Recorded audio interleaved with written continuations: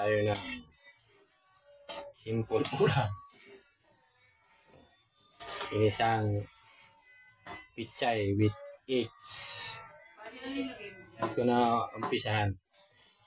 Bawang, sibuyas. Tapos ito, yung taba. Nalo ko. Dami baga. Ito muna yung didilaw-dilaw na kita dyan. Didilaw-dilaw. Magic. Yung taba na ito. Kinuha na lang mantika. Pichay. Naginisa. Ito lang kusang nagtutubig yun. Hindi mo lang, pagbutangan mo siya ng bunay, hindi mo na inubutangan. Wow. Palasa lang. Tapos, pagluto, nasa ka muna ibutangan. Ito, masira. Simple lang sa balay bago. Luto mo sa kusina. Simple lang. Basic lang ito. Para naman sa mga balay, kung hindi pang restore, ayos yun.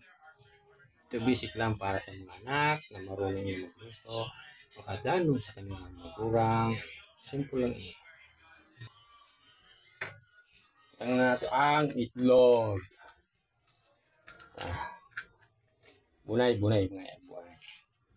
Ibutang na natin ang bunay.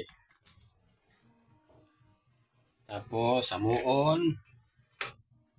Ito. Sa mga bata. Simplahan nyo muna. Hindi. Diba? Simple lang. Pitipid niya guys. Grabe naman sa baraklon. Grabe. Ay kung sa doon na ini sa busing. May mga gaway. May langka. May ugok. May ubod siyang lubi. Diba? Sulay-suli.